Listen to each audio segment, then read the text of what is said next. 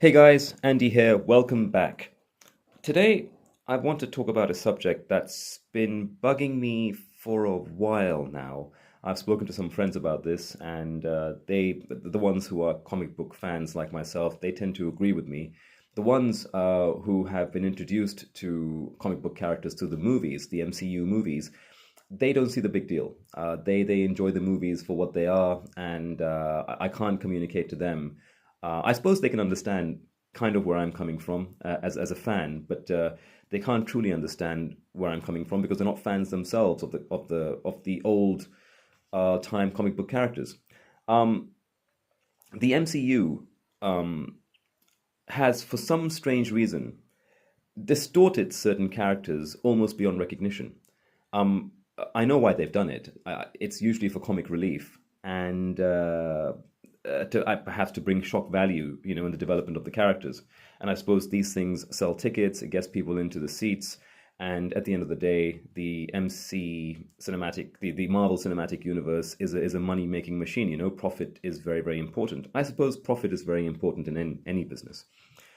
But for the comic book fans, the ones who have grown up with these characters, these certain iconic characters, it's a bit painful. It can almost make you emotional, a bit angry actually. And look, we know these are fictional characters, right? It's just like I say, we grew up with these characters. You're bound to feel something when certain things are done to these characters. And the two characters that I'm talking about, which have been affected the most, in my opinion, are the Mighty Thor and the Incredible Hulk. Now, in the case of Thor, when he was first introduced in the MCEU or MCU, I thought they did a pretty okay job. The Kenneth Branagh uh, interpretation of the character was okay. It kind of fit in with the original comics sort of origin. Brash, young, upstart, godling, son of Odin, had to be taught a lesson, so he was sent down to Earth, stripped of his powers, and basically had to earn the right to carry Mjolnir. Yeah, fine, fair enough. I was annoyed by the fact that he didn't have his helmet on him throughout his battle scene, which was annoying. He only had it on at the beginning, his introduction in the movie when he gets into the Great Hall to meet Odin, and then he takes the helmet off. And I always thought to myself, look, we all understand that uh, why Marvel did that. Um, and admittedly, Chris Hemsworth is a good-looking guy. They want him to join the crowds, which I think he did. But the helmet didn't cover his entire face; it was only worn on the head. It's an iconic part of Thor's costume. It's almost, I think, I would say, it's almost as important as the hammer. His winged helmet and the hammer. But no, for some reason they decided to have him without the helmet. But okay, all right, fine. Still, the movie was okay. I think for me, it started getting a bit wacky when his character started becoming a bit too much utilized for comic relief, or to try to show Thor as like a really accessible character to mortals, which of course in the comic books he isn't. I mean, he's a protector of mortals, but he's not your mate down the road. I think it was in Thor: the Dark World, the one with the elf. There's one particular scene where Jane Foster slaps him across the face because he's been missing for a while when he comes back to see her. After the end of the first Thor movie, the Bifrost was destroyed, and so he meets her after a fair bit of time has passed, and she just a- uh, I suppose in an emotional sort of fit, she slaps him on the face, and that was strange. That was a strange thing to do. Maybe I'm the only one who thought that was odd, but you're slapping the God of Thunder on the face, and he's taking it, and it's like, yeah, okay, love does that, or does it? I don't know, mate. It was a weird thing for me to watch, but anyway, that was one of the scenes that sort of started to bring the character a bit down the rung as far as I was concerned. I mean, guys, don't get me wrong. I don't mind having iconic characters being softened down, dumbed down, even to a slight extent for comic relief. I think to a certain extent it's okay, but I think when it gets carried away, when the characters are sort of like recognized more so for their comic relief than they are for their actual powers or their iconic status, That's when there's a problem. And I think one of the biggest examples with Thor, when I think that where I think that travesty has taken place, is in the Avengers movie Endgame. Now, the Endgame is the second part of the Infinity War saga. In the first series, of course, as we all know, at least I imagine that if you're listening in here, you would know this.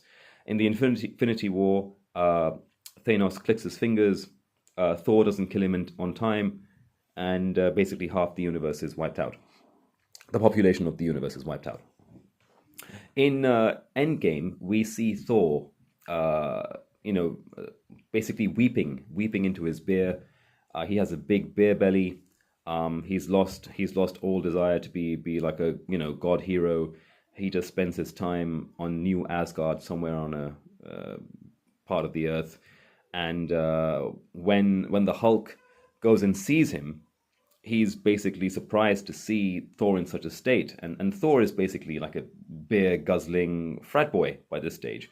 He's sitting down playing video games, drinking lots of beer, and just sort of like breaking down every time the mention of Thanos is made.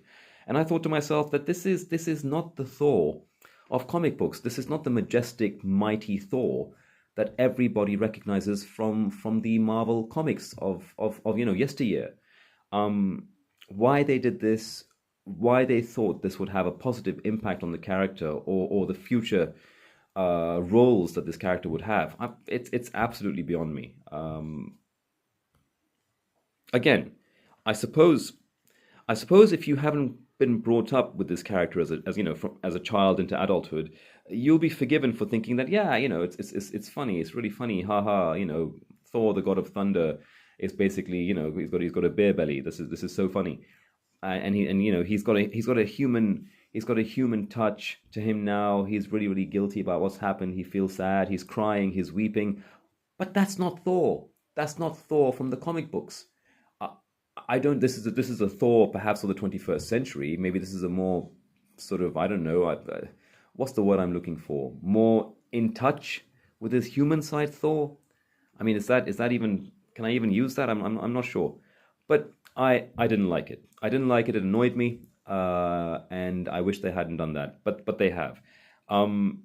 What this will do for the future of the character? Will he ever be taken seriously? Can you ever have a truly serious Thor movie with blood and lightning and thunder fighting beasts?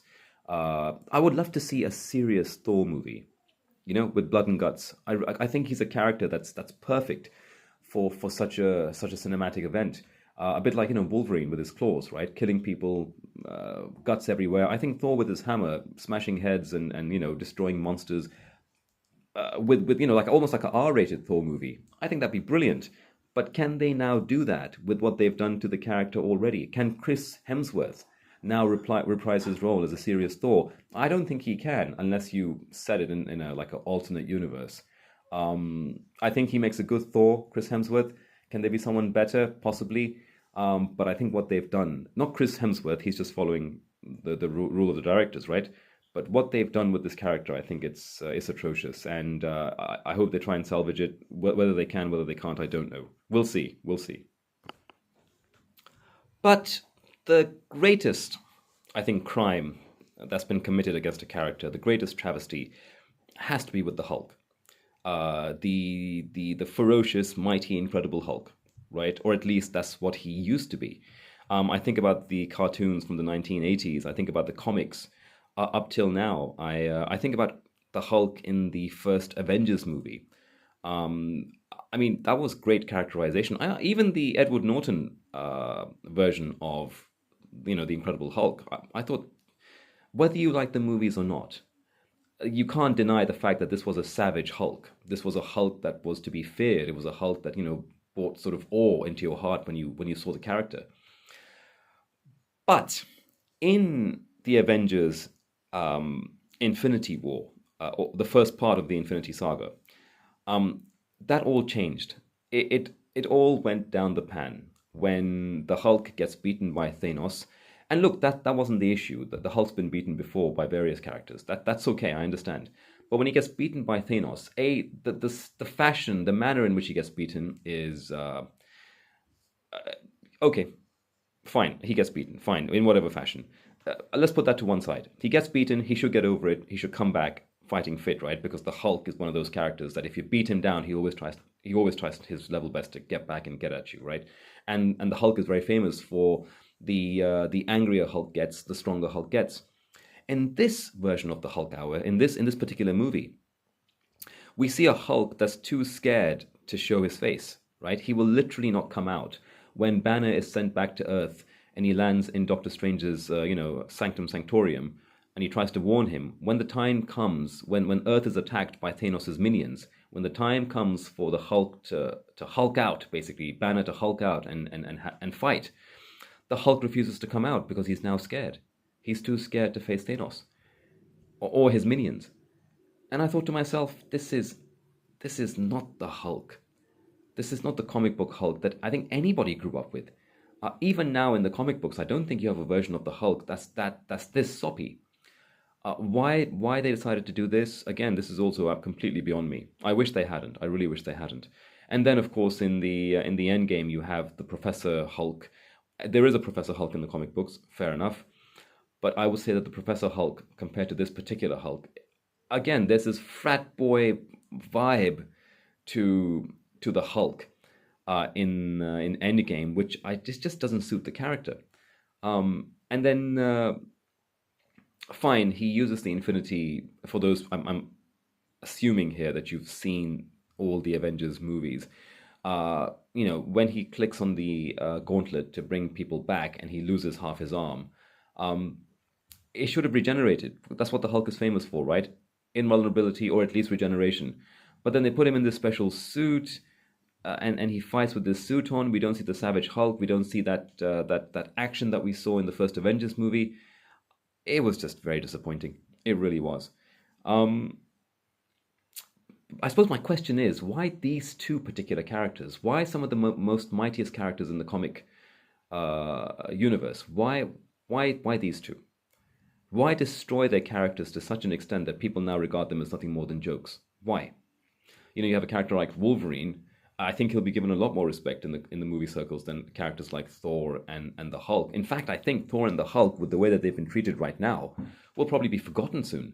If they continue doing this to these characters, to these prime A-list characters, it's not going to bode well for the cinematic universe. At least I don't think it will.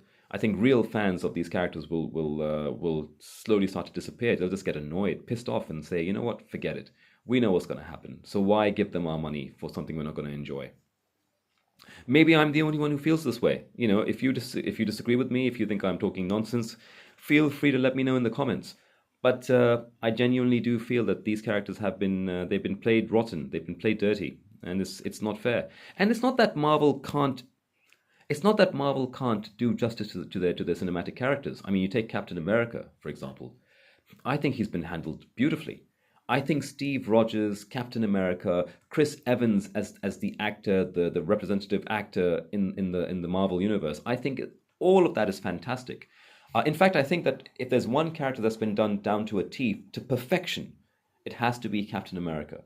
Noble character, a character who stands up for justice and truth no matter what, who does not back down, who will never back down, who even when he's beaten to a pulp in Avengers Endgame, even when he's beaten to a pulp, he will stand up with his broken shield and face off against the armies of darkness which are ravaging the universe. He will not back down. What a fantastic development of a character. Absolutely loved it. So why couldn't they do this with the Hulk and Thor? Why did they take the Hulk and Thor in a completely different direction? Absolutely bizarre. But there you have it. Anyway, guys, it was a bit of a rant in this particular episode. Thank you for putting up with it. Like I said, if you agree or if you disagree, do let me know in the comments. Like and subscribe if you will. And I hope to see you guys in the next one. All right, take it easy. Bye-bye.